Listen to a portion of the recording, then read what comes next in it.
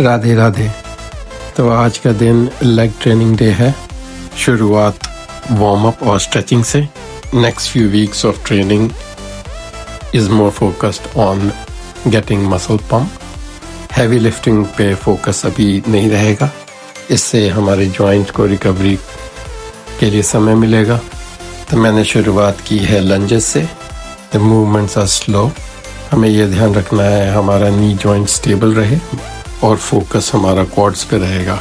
Remember, इसमें हमें थकान की ज़रूरत नहीं है, बट स्ट्रेचिंग और वार्म अप को फोकस रखना है।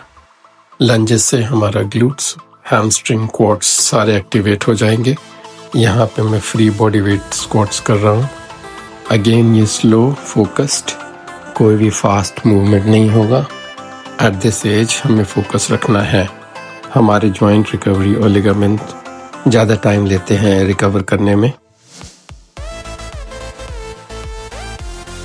Next warm up is for hip joints, making sure again slow rotation movement hip joints पे।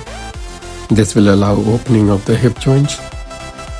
मूवमेंट में हमें सारे जॉइंट, हिप जॉइंट्स के flexion, extension, side movements, abduction और एडक्शन, सारे मूवमेंट्स हमें करना है।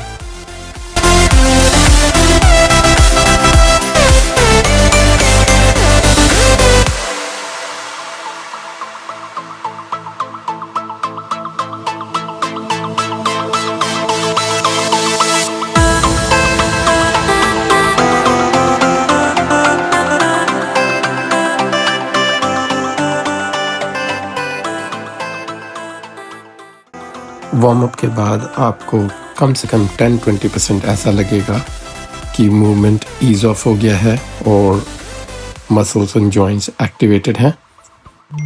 मैंने लाइंग लेग प्रेस से शुरुआत की है, क्योंकि इसके एक्सरसाइज से आपके हिप मूवमेंट्स और नी मूवमेंट्स पे डायरेक्ट प्रेशर नहीं है, क्योंकि आप इंक्लाइंड लाइंग पोस्चर है।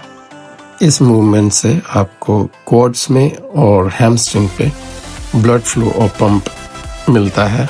इसमें ये मेक श्योर करना है आपके नेगेटिव स्लो हो और वेट आपने उतना ही रखना है जिससे 10 to 12 रेपिटेशन हो जाए और फेलियर से 2 रेप्स कम। इस एक्सरसाइज में हमें ये ध्यान ज़रूर रखना है कि हम अपना नीज फुल एक्सटेंशन नहीं करें, उसे लॉक नहीं करना है। अपने डिसेंट को कंट्रोल रखना है ओवर 2 to 3 सेकेंड्स। जैसे मैंने पहले बताया, ये प्राइमरी आपके क्वाड्स और ग्लूट पे वॉल्यूम आने में हेल्प करता है और आपके स्पाइनल लोड पे भी नहीं आता है। नेक्स्ट एक्सरसाइज, इसको मशीन के साथ हैक स्क्वाट बोलते हैं, या आप यही एक्सरसाइज को डंबल्स या केटलबेल के साथ गॉबलेट स्क्वाट कर सकते हैं। आप अपने सहूलियत के साथ जैसे आपको कंफर्टेबल लगे कर सकते हैं। इस एक्सरसाइज के 3 set, every set 8 to 10 reps करना है। और याद रखना है, क्योंकि हमने जॉइंट्स पे वेट उतना नहीं डालना है, इसीलिए एक्सरसाइज को 2 रेप्स फेलियर के पहले ही छोड़ना है। और वेट हमें उसी हिसाब से डिसाइड करना है कि 8 से 10 रेप्स में फुल पंप आ जाए विदाउट गोइंग टू फेलियर। हमें अपना बॉडी और स्पाइन स्ट्रेट रखना है। रेपिटेशन को smooth, control movement on negatives, इससे आपके क्वाड्स में ब्लड पंप और थिकनेस मेंटेन रहेगा।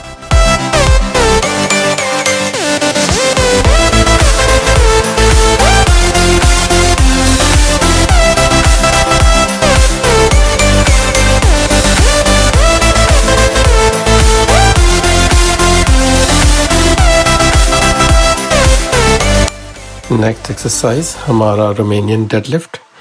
इसे आप डंबल या बारबल किसी से भी कर सकते हैं। वेट आपको लाइट और मॉडरेट ही रखना है। यहाँ मैंने 3 सेट, एवरी सेट 10 रेपिटेशंस के किए हैं और वेट मैंने उसी हिसाब से चूज़ किया है, so that I stop before failure. 2 repetition before failure. Helps with hamstring and posterior chain. Next exercise walking lunges है with light to moderate weight. इसमें अगेन हमें कंट्रोल्ड स्लो मूवमेंट रखनी है और ये हिप, ग्लूट्स और हैमस्ट्रिंग के लिए बहुत ही अच्छी एक्सरसाइज है। अपने स्ट्राइड को शॉर्ट रखना है और स्पाइन और बैक को स्ट्रेट रखनी है। Next exercise seated leg curl है। आप इसको लेट के लाइंग लेग कर्ल भी कर सकते हैं। Again focus is to pump your glutes, hamstring and posterior chain. जब आपके ग्लूट्स और हैमस्ट्रिंग स्ट्रॉन्ग रहते हैं तो आपका कोर स्ट्रॉन्ग होता है, आपके पोस्चर्स करेक्ट रहते हैं और लोअर बैक पेन जैसी तकलीफ नहीं रहती है। Last but not the least, most important I would say is the calf exercise. यहाँ पे मैं मशीन काफ रेजर्स कर रहा हूँ।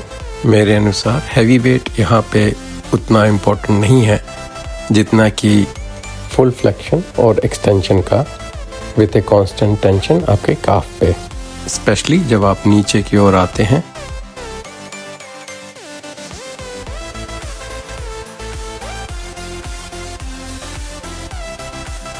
Before you come up. और अंत में कूल डाउन बहुत इम्पोर्टेंट है।